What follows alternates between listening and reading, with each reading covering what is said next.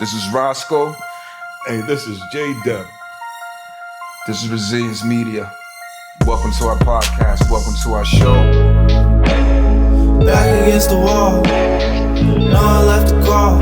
Tell me what you going, risk it all. Tell me what you going, risk to fall.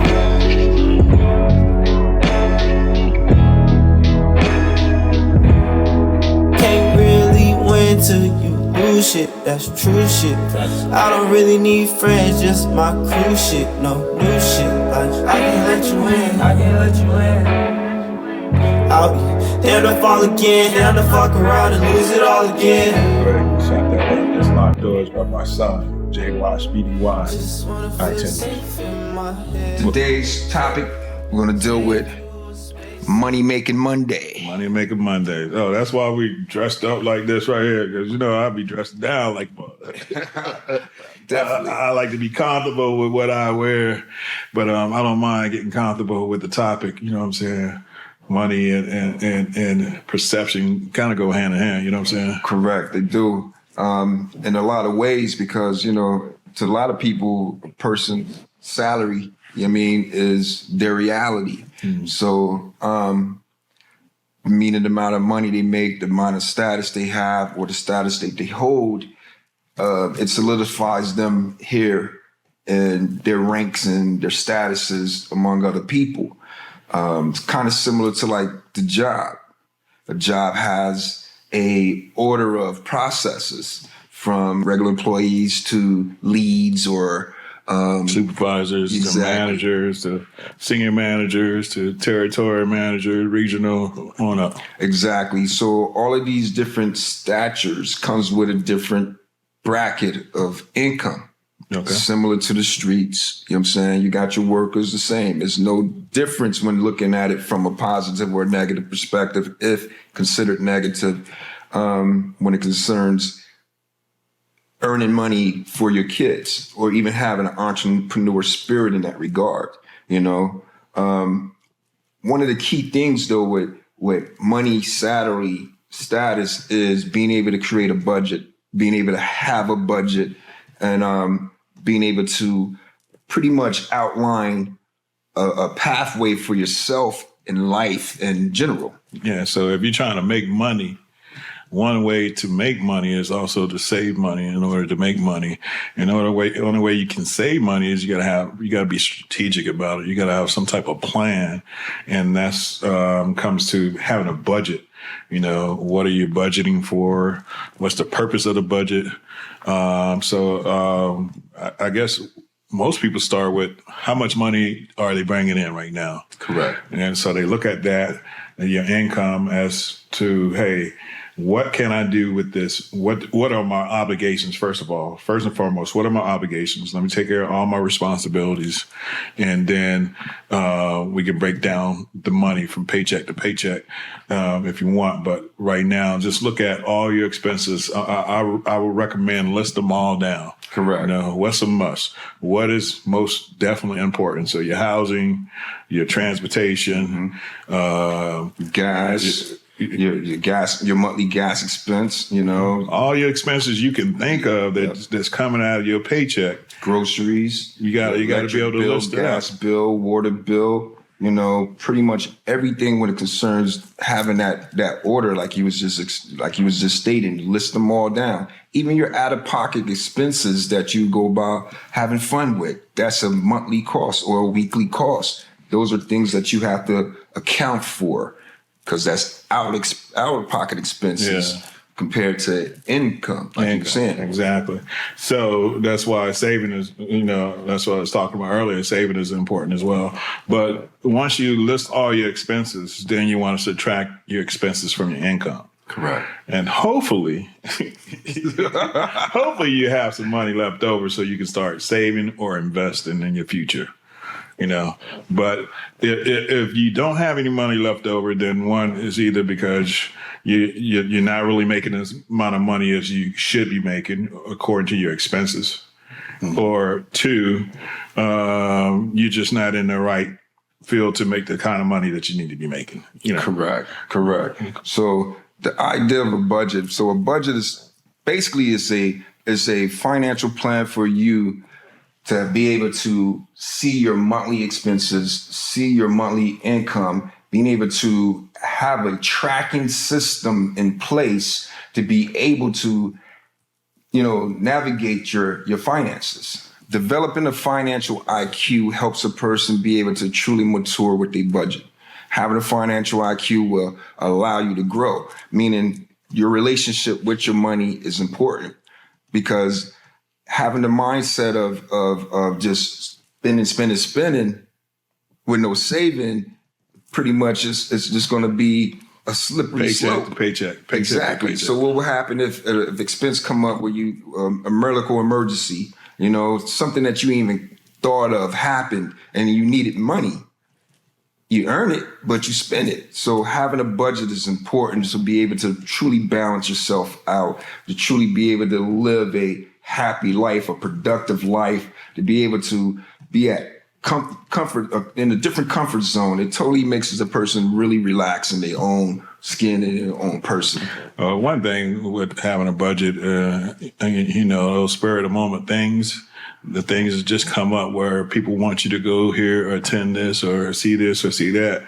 If it's not in your budget, you can't do it. Exactly. So it's about being disciplined as well. Yes. So you got to be disciplined to yourself and to your goals or whatever ambition you might have in order to actually start really seeing the benefits from having a budget. Correct. So we subtracted the expenses from the income. Well, first of all, we list the income. List the income, and then you list your expenses, which is your responsibility. Then we subtracted the expenses from the income. Correct. So what's next? What's next is being able to see either what you do with your money. You understand? What are you doing with your finances at that point? Are you saving? Are you investing? Are you taking it to a different level with your personal goals? Are you investing in yourself, or are you just spending reckless? Are you making a budget that's going to last for 2 years, 4 years, 5 years? Are you planning, in other words, with your finances? Are you planning with your money? Are you, again, it's a strategic move. It's a strategy move. It's a strategy game in which a person has to have some type of boundary or have to have some type of control or discipline upon themselves to truly be able to navigate with it. Because money, trust me, everybody feel good when they get a paycheck, man. Yeah, everybody feel good when they have money in their pocket. Exactly. Everybody do. So money comes with a spirit. Money comes with a vibe. So you having a relationship with that currency, that energy that comes with money, that determines your outcome on life. That determines what you do in life. Some people spend money refusively, get drunk, they smoke, drugs, whatever. Trick. There's so many different things that happen with money. Oh, there's plenty of things out here that's going to take your money from you. Correct. And that's when we talk about being disciplined with your money. That's one of the main reasons, because you got all these vices out here that's trying to get your money. Correct. And we all have some type of vice, you know what I'm saying? I don't know no man that's perfect walking around. Me either. Once we subtract our expenses, once we start writing out what our goals are, next thing is to write down actually month to month. You mentioned 2 to 4 years.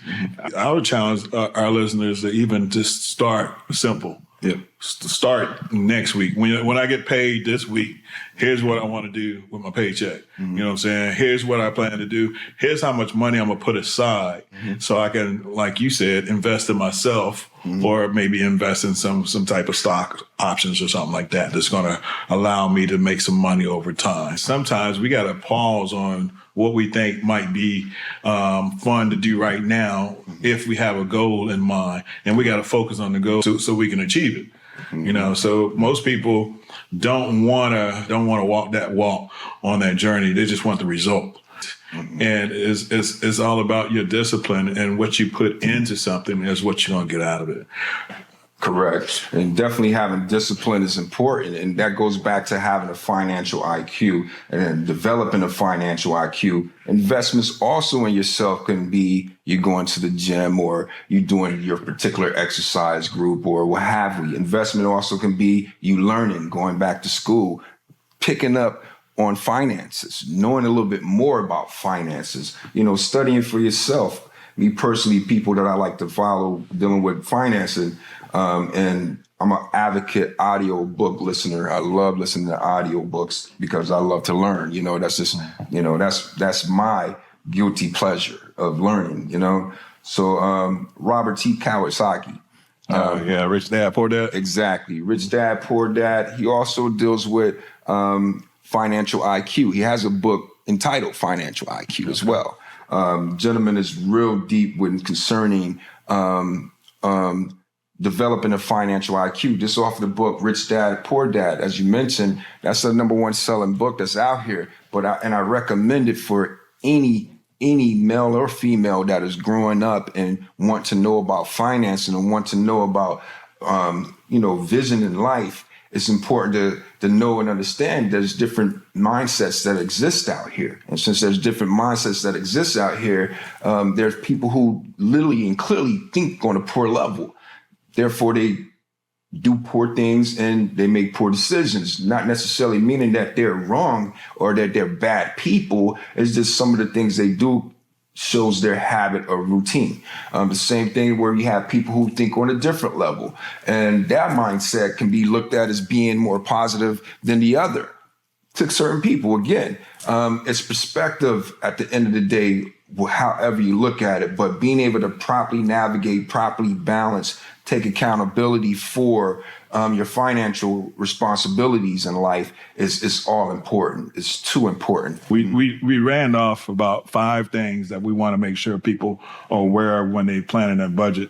The first one is listing their income. Correct. And the second one is just listing their expenses.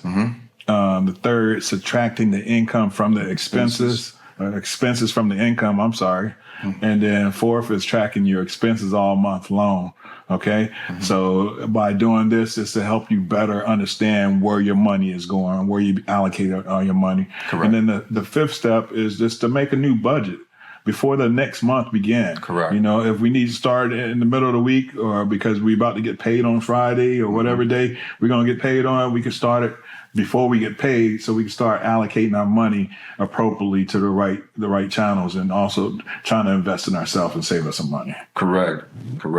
That's clear cut and dry. The best thing being able to look at it as it's been explained, because it's too important that people grasp how to go by making sure they maintain their money. And most people our age is what they're going to tell you about finance. And, my parents never taught me about finance or anything like that. So it's not something they really teach in school. I mean, not in public school anyway. Definitely.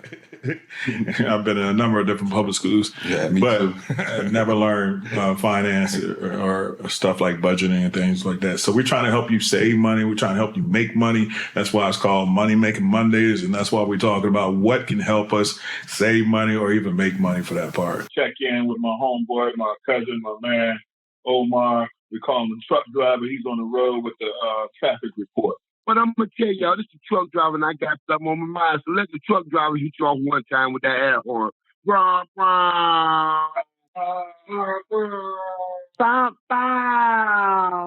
Taxpaying citizens.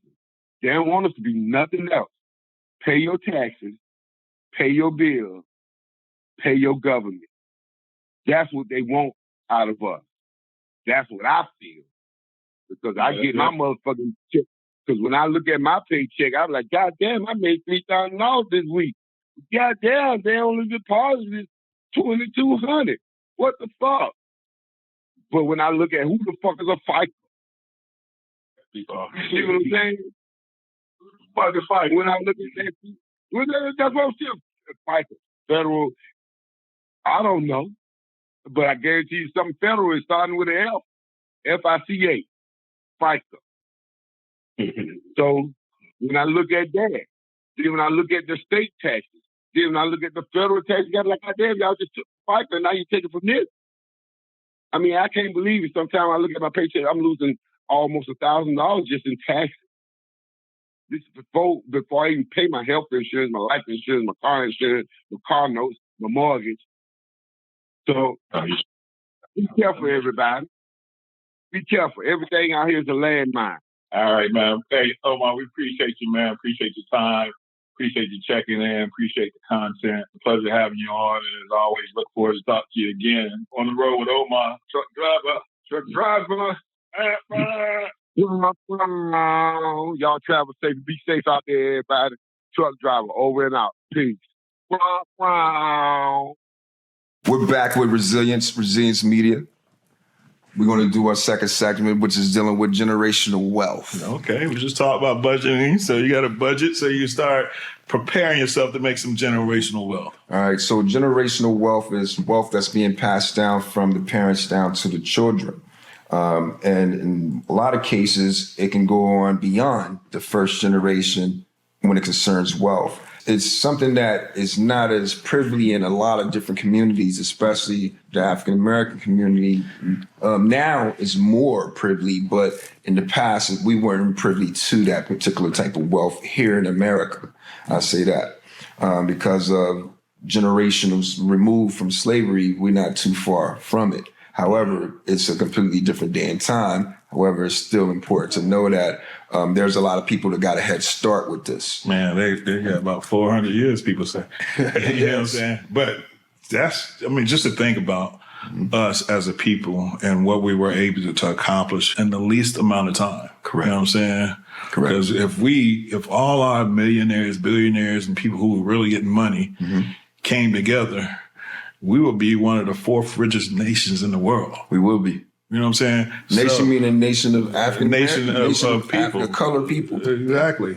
Not the black, brown, red, and yellow. Not to make it a racial thing by any means, but just the significance of that magnitude coming from where we came from, going through what we've been through, and to see that we still have people ability to shine. Almost everything that's ever been invented was invented mainly by us. It was. Even though we don't get the credit. So definitely better.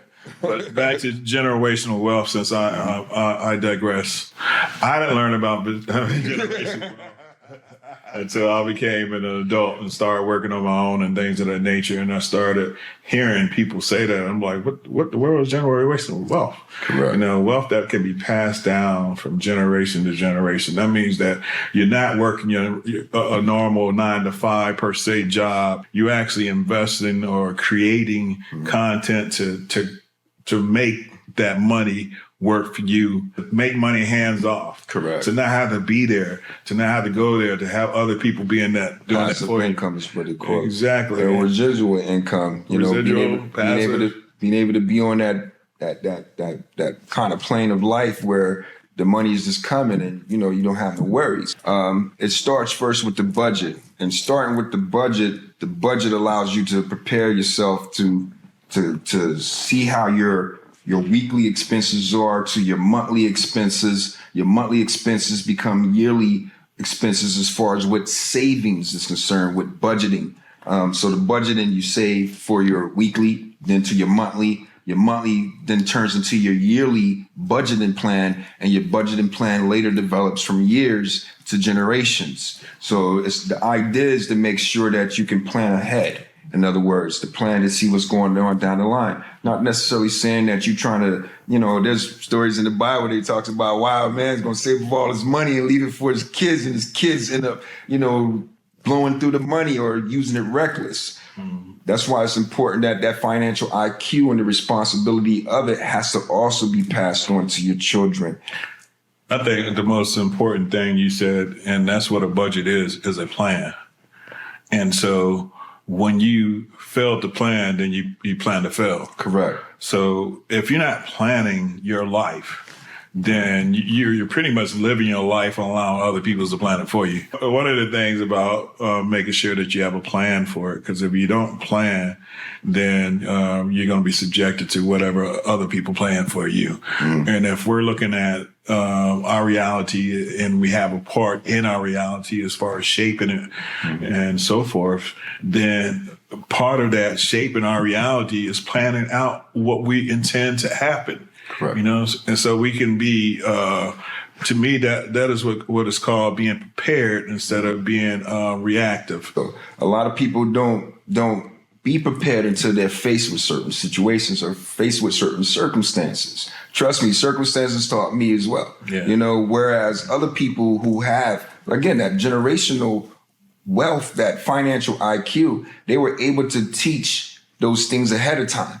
So their kids, when they saw it, they recognized it, so they knew how to maneuver through the processes. We learned from out the mud. You got it from the dirt. We got it from the dirt. So from the bottom down. Exactly. So we had to learn it a little bit differently. So we still share our experiences with our children, so they won't have to go through what we've been through. So it's important that that you continue to develop. So that's why I started getting into the audiobooks. I started shaping my mind around really truly learning how to balance in the budget and really make money come in for myself. So that way I won't be in situations where I gotta be like, yo, bro. To not be in those situations, to be able to balance your life and balance your lifestyle with your life is important. Regardless if you have to start in a studio apartment, you know, and you were used to being in a mansion, you know, or a mansion in mind, but, you know, maybe not in reality. Regardless to what the situation is, it's important for you to start where you are. Be honest with yourself.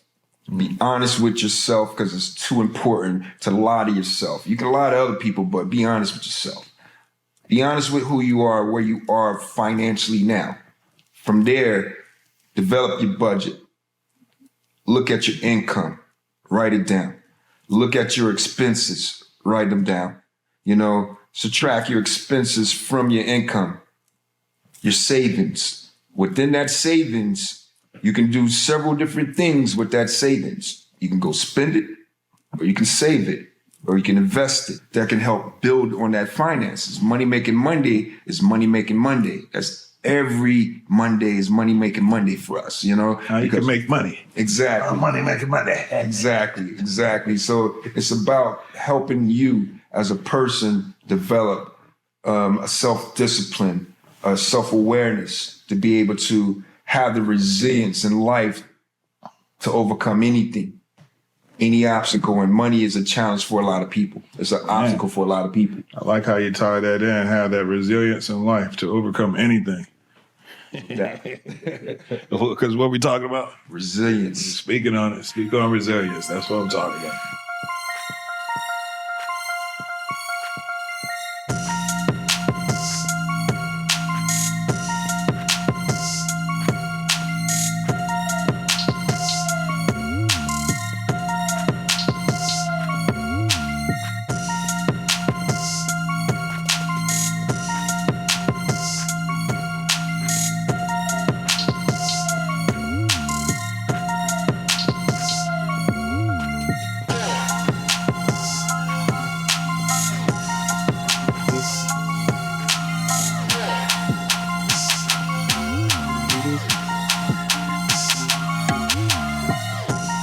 Back to Speak on Resilience on J-Dub and Joshua, or J-Dub.Recording DJ when I'm doing that.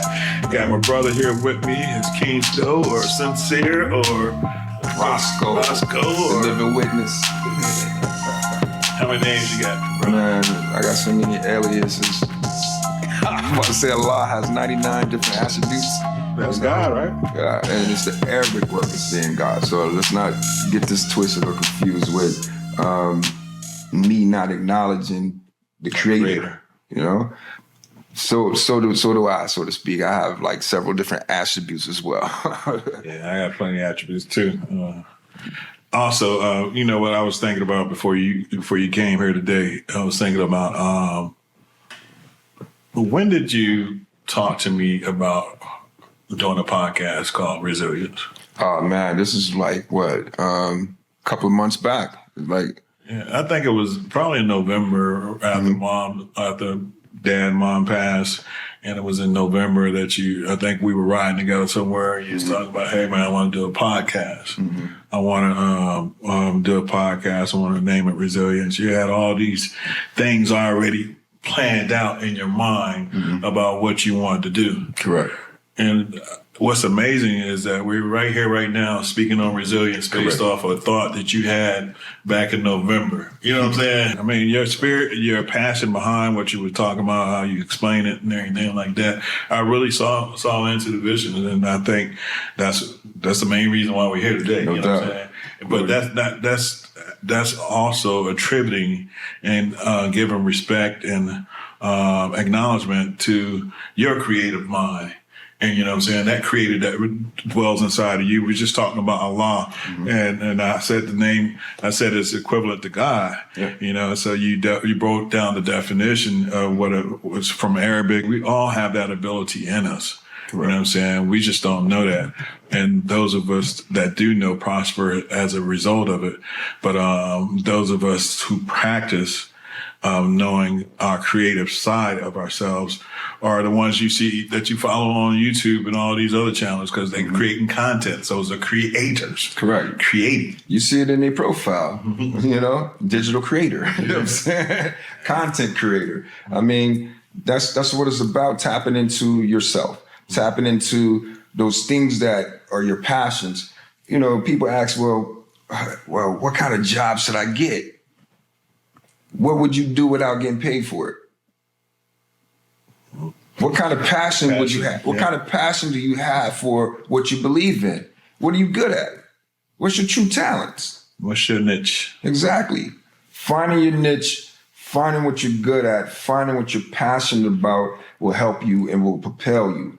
It comes easy. It comes natural. It's not something that is scripted all the time. It's just free flowing because it's you, you know, it's what you're about, you know. So whether that's acting, whether it's that writing, whether it's that DJing, whether it's that, you know, speaking engagements, whatever it is that you're passionate about, that should be what you be doing. You should go do it. That should be your job. Exactly. That should be your source of income as well. Exactly. Because you're gonna get the most from it because you're gonna put the most into it. Mm-hmm. You perform better for yourself than you perform for most people. You know what I'm saying? And even in private times, you perform better for yourself than for most people.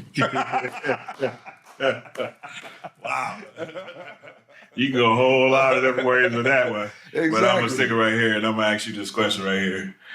Is the U.S. dollar getting weak? Man, you already know, man. The U.S. dollar is getting weak, but that's not to say that we don't plan and we don't budget. It's to say that the value of the dollar has gone down tremendously. I mean, think about the gold standard, which was established in 1816 which is a monetary system. Let me just get that right. It's a monetary system that was established in 1816 from the British.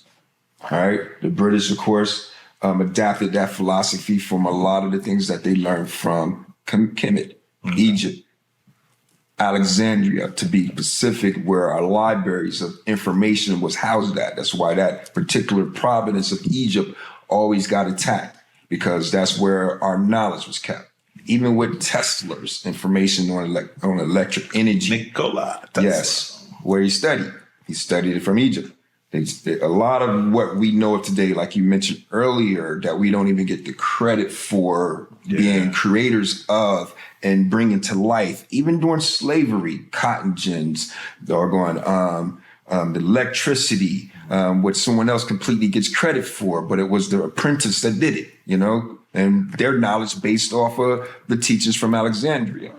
All right, so the U.S. adapted the gold standard in 1879. 1879, the gold standard meant that our dollar was based off of the gold that we were able to house, inhabit, farm, or United States in most cases, what Africa was paying in so many ways. So that's what they said on the gold in Fort Knox. And you used to say that back in the day. You don't hear that hardly ever anymore. No, you don't. Because the dollar's not even backed by gold anymore. What was Correct. it, 1970? Yep, 71. 71, they changed it to be, well, actually, they just changed it to start printing paper and call it money and act like it is a promissory note. But President Richard Nixon is the person who lifted the gold standard. and took the American dollar and changed it into currency. Currency is supposed to flow. It's not supposed to be stagnated. And the American dollar has grown stagnated to a degree. I mean, it's not really worth a lot in other places like it was. And the power of the American dollar is this, Josh, is that the American government trades with the world.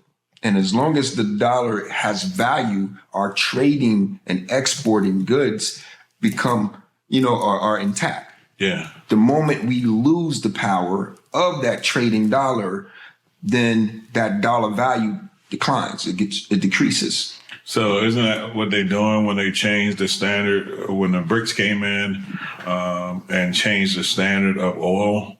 The wars were all based on banks and money. So even the Gulf War was all about taking control of the oil so they could put the dollar back in charge. Because I think back in 2000, they stopped wanting to use U.S. dollars. The dollar was backed by oil.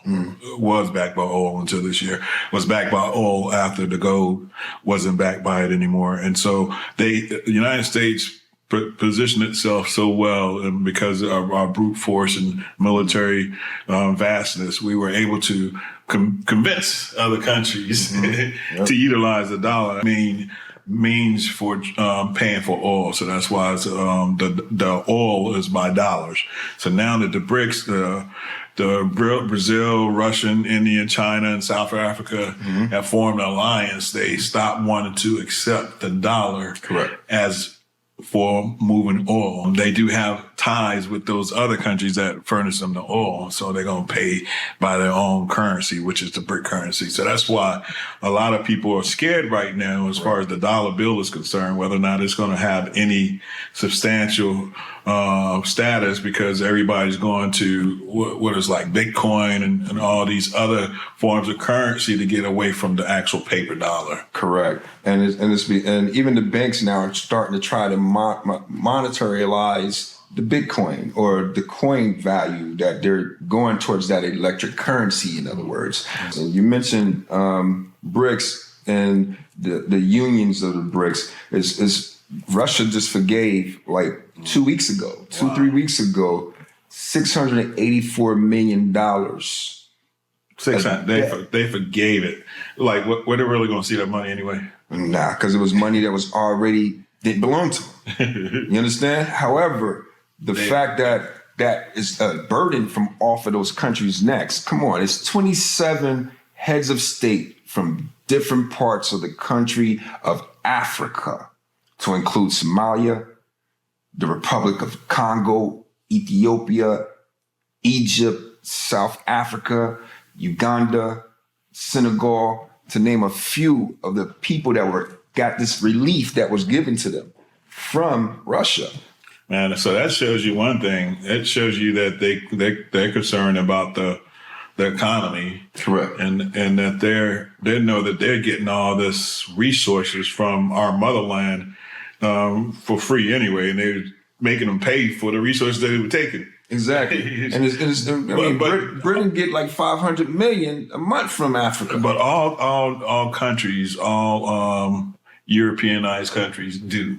Exactly. They have some state in Africa where they're taking the resources and then charging the African continent, the countries, to pay them. Exactly. For being there. Yep. It makes no sense to me. It makes no sense, but that's been in practice for years. Colonialism has been dominated for years, putting people as slaves and making them slaves, And that's just a show of history that has been happening even into our own. So for Russia to make this move, they did it knowing that those countries will have their independence, knowing that those countries are also countries that are in revolt. Revolt meaning that they're no longer are trying to take certain rules, and they're part of the people who are trying to make this money, currency led by Russia, currency led by China, currency led by Brazil.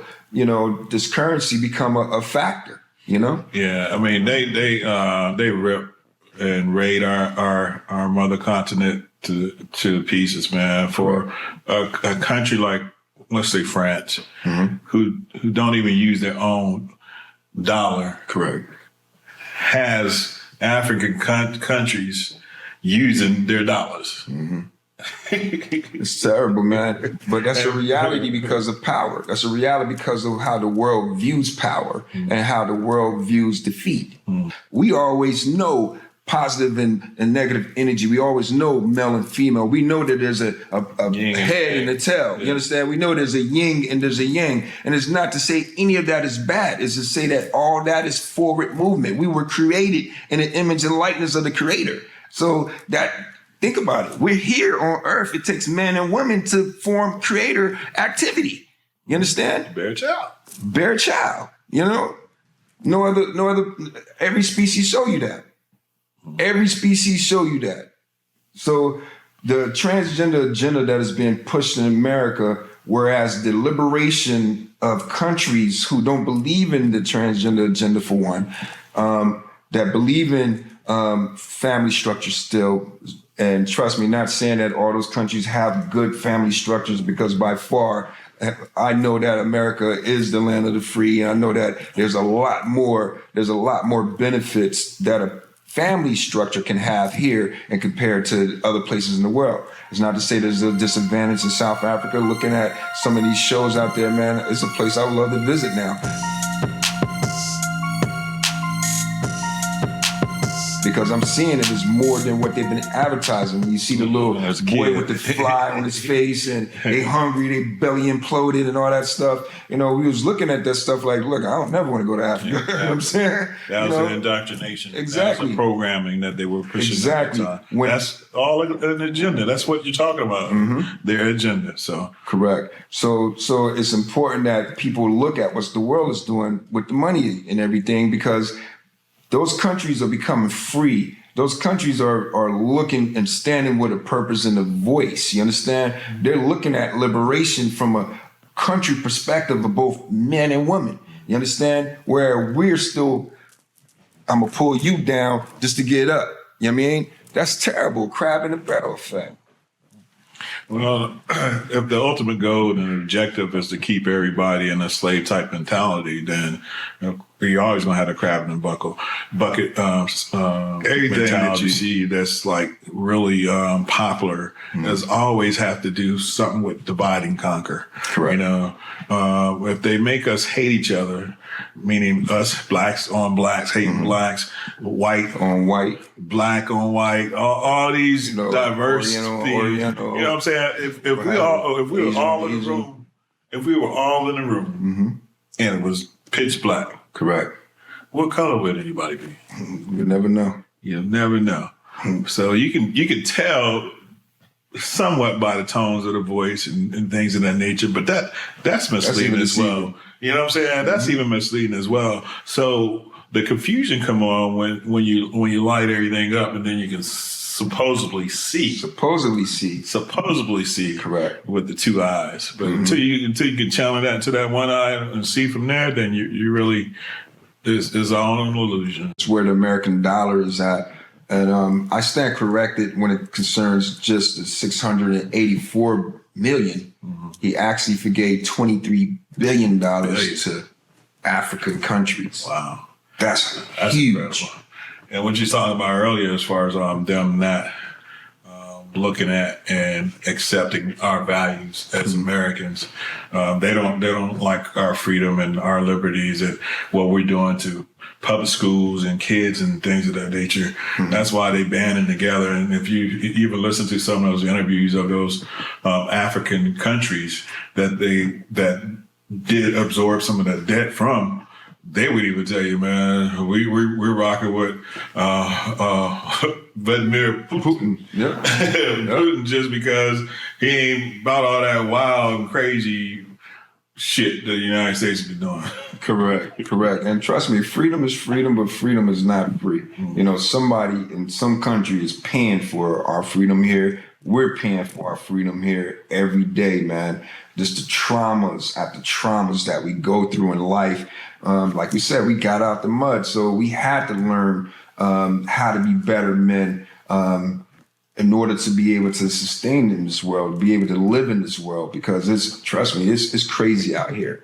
Definitely is.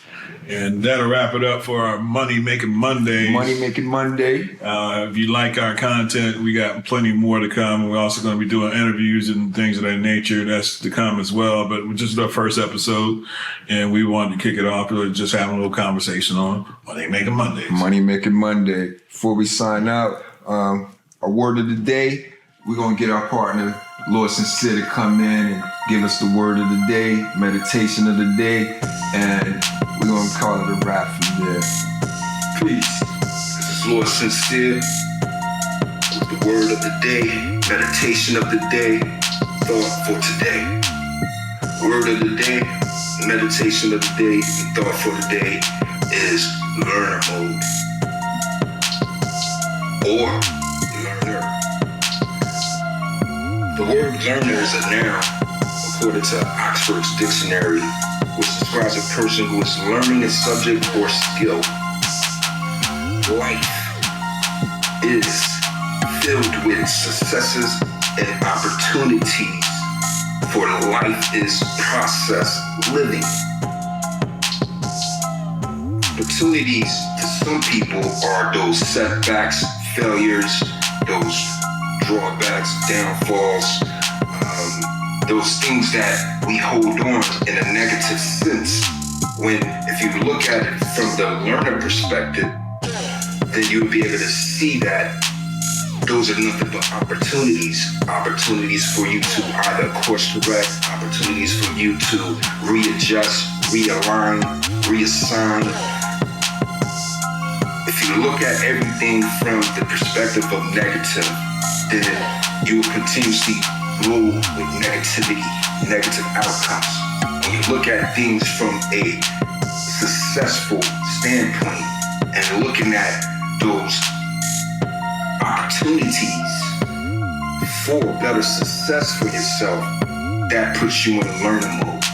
And learner mode and staying in learner mode will help govern your life.